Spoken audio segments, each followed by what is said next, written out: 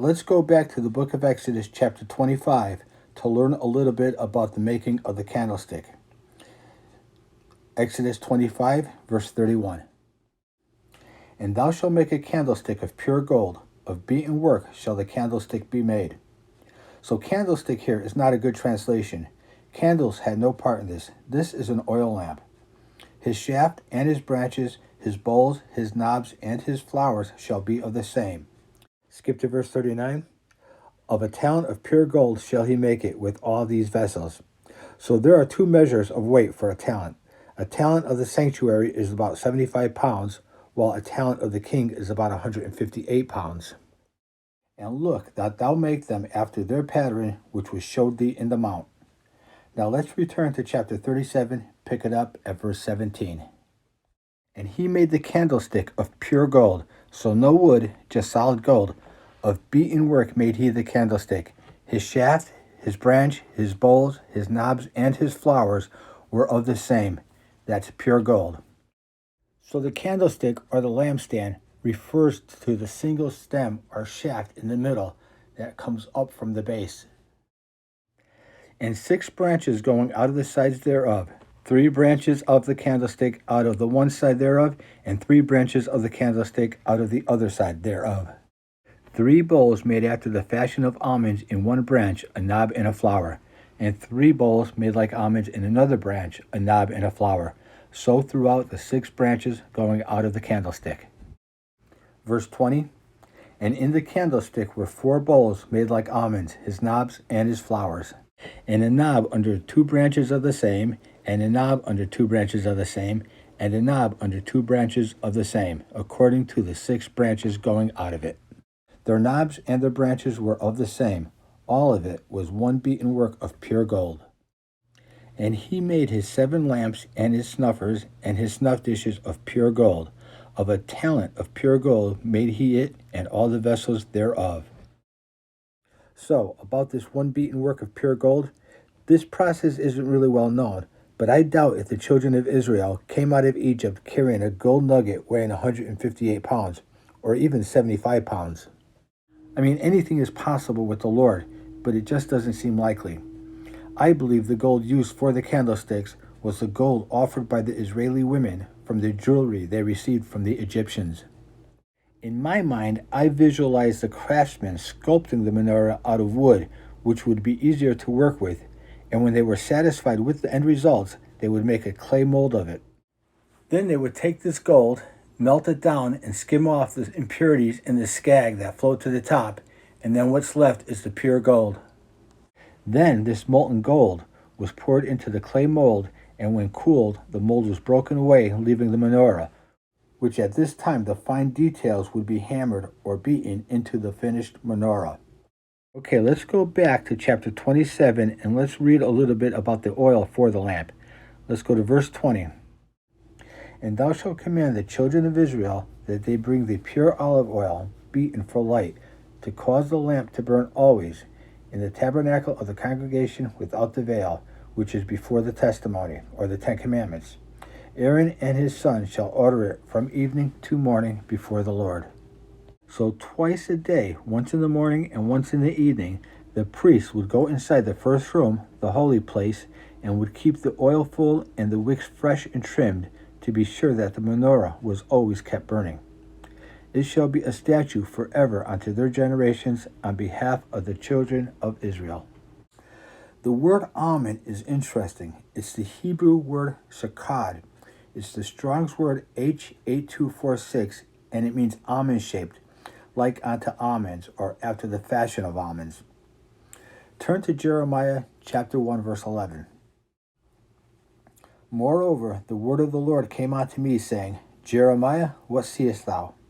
And I said, I see a rod of an almond tree, like Aaron's rod that budded. Remember, Aaron was the high priest. Verse 12, Then said the Lord unto me, Thou hast seen well, for I will hasten my word to perform it. The word hasten is the same Hebrew word shakad, and it's the Strong's word H8245, and it means to be alert, sleepless, to be on the lookout, whether for good or evil, or for blessings or curses. Hasten, wake, watch for, or watchful, as in God watching the children of Israel, their sins and their rebellion or their obedience to bring about the cursings or blessings. Verse 13, and the word of the Lord came unto me a second time, saying, What seest thou? And I said, I see a seething pot, and the face thereof is toward the north. Then the Lord said unto me, Out of the north an evil shall break forth upon all the inhabitants of the land. For lo, I will call all the families of the kingdoms of the north, saith the Lord, and they shall come, and they shall set every one his throne at the entering of the gates of Jerusalem, and against all the walls thereof around about, and against all the cities of Judah. And I will utter my judgments against them touching all their wickedness who have forsaken me, and have burnt incense unto other gods, and worshipped the works of their own hand. But it's also a sign of hope that God will always be there for them and for us. Let's skip to verse 19. And they shall fight against thee, but they shall not prevail against thee, for I am with thee, saith the Lord, to deliver thee. And this is so reassuring that God is always with us and in total control. Let's skip to Jeremiah chapter 31, verse 28. And it shall come to pass that like as I have watched over them to pluck them up and to break them down and to throw down and to destroy and to afflict, so will I watch over them to build and to plant, saith the Lord. So the almonds in the menorah are symbolic to always remind the priests and the people that God is always with them, to bless or to curse, depending upon their obedience or disobedience.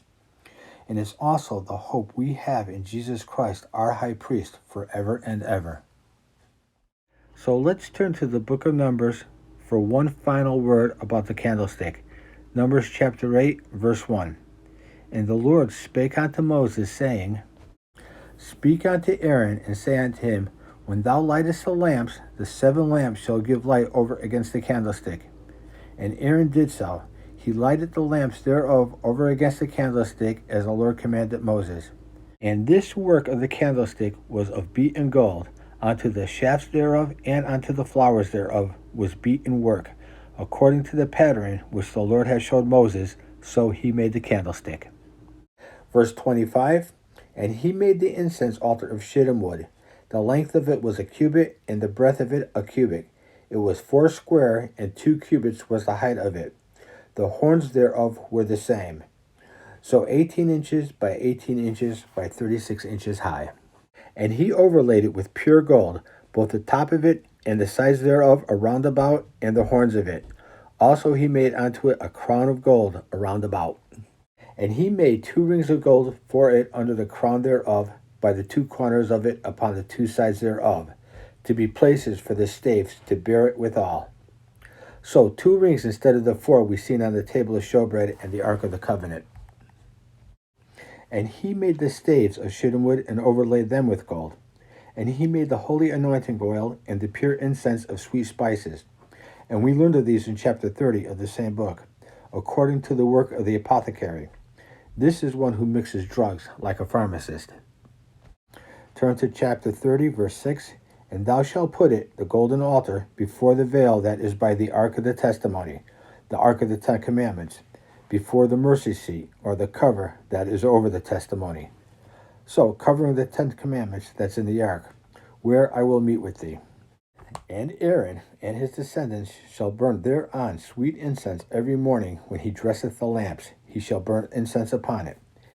And when Aaron and his descendants lighteth the lamp at evening, he shall burn incense upon it, a perpetual incense before the Lord throughout your generations. So every morning and every evening. And this was carried out by Aaron and his descendants up until the time of Jesus, up until the temple was destroyed in AD 70. Let's go to Luke chapter 1, verse 5. There was in the days of Herod, the king of Judea, a certain priest named Zacharias of the course of Abiah. Zacharias was a direct descendant of Aaron, and his wife was of the daughters of Aaron, and her name was Elizabeth. And they were both righteous before God. That means they kept the law, walking in all the commandments and ordinances of the Lord blameless. But more than that, their heart was right. They kept the law with a glad heart. Verse 7, And they had no child because that Elizabeth was bearing, and they were both now well stricken in years. And it came to pass that while he executed the priest's office before God in the order of his course, according to the custom of the priest's office, his lot was to burn incense when he went into the temple of the Lord. And the whole multitude of people were praying without at the time of incense, and there appeared unto him an angel of the Lord standing on the right side of the altar of incense. So we see here a picture of Zechariah facing in the direction of the veil, burning incense on the altar, and looking up he sees an angel standing by the altar to his right. And when Zechariah saw him, he was troubled, and fear fell upon him. Now the only thing to be burnt on the golden altar was the incense, and this incense was that special mix prescribed by God himself that we read of in chapter 30. Let's go to chapter 30. Let's go to verse 9. He shall offer no strange incense thereon, nor burnt sacrifice, nor meat offering, neither shall he pour drink offering thereon. And also the fire, the hot coals that were used to burn this incense and light the fires of the candlestick, were to come only from the altar of burnt offerings. Let's go to Leviticus chapter 10, verse 1 and 2. And Nadab and Abihu, the sons of Aaron, took either of them his censer, and put fire therein, and put incense thereon, and offered strange fire before the Lord, which he commanded them not. And there went out fire from the Lord, and devoured them, and they died before the Lord. See, the fire that was to be used was the fire from the Lord himself. Let's go to Leviticus chapter 9, verse 22. And Aaron lifted up his hand toward the people and blessed them, and came down from offering of the sin offering and the burnt offering and the peace offering. So he came down from the altar of burnt offerings, which was somewhat elevated. Verse 23. And Moses and Aaron went into the tabernacle of the congregation, that's the inner tabernacle, probably to entreat the Lord, and came out and blessed the people, and the glory of the Lord appeared unto all the people. And there came a fire from before the Lord, and consumed upon the altar the burnt offerings and the fat, which when the people saw, they shouted and fell on their faces. And once this fire was lit by the Lord, it was never allowed to go out. Okay, let's return to verse 10 on chapter 30. And Aaron shall make an atonement upon the horns of it, this is the horns of the altar of incense, once in a year with the blood of the sin offering of atonement. Once in the year shall he make atonement upon it throughout your generations. It is most holy unto the Lord. And of course, this is speaking of the Day of Atonement. And again, this is only a foreshadowing of the true Day of Atonement. Let's go to Revelation chapter 8, verse 1. And when he had opened the seventh seal, there was silence in heaven about the space of an half hour. And I saw 7 angels which stood before God, and to them were given 7 trumpets. Verse 3, and another angel, this angel could only be Jesus, the visible image of the invisible God, came and stood at the altar of incense, having a golden censer. Remember, the golden censer was used only by the high priest, so again, Jesus, our true high priest, and only on the Day of Atonement. And there was given unto him much incense, that he should offer it with the prayers of all the saints upon the golden altar which was before the throne. So this has to be speaking of the true Day of Atonement, when we all, the whole world, will atone for our sins. Verse 4, and the smoke of the incense, which came from the prayers of the saints, ascended up before God out of the angel's hand. And the angel took the censer and filled it with fire of the altar of burnt offerings. And remember, this fire was from God. God is the consuming fire. God is the Gehenna fire. And cast it into the earth. And there were voices and thunderings and lightnings and earthquakes.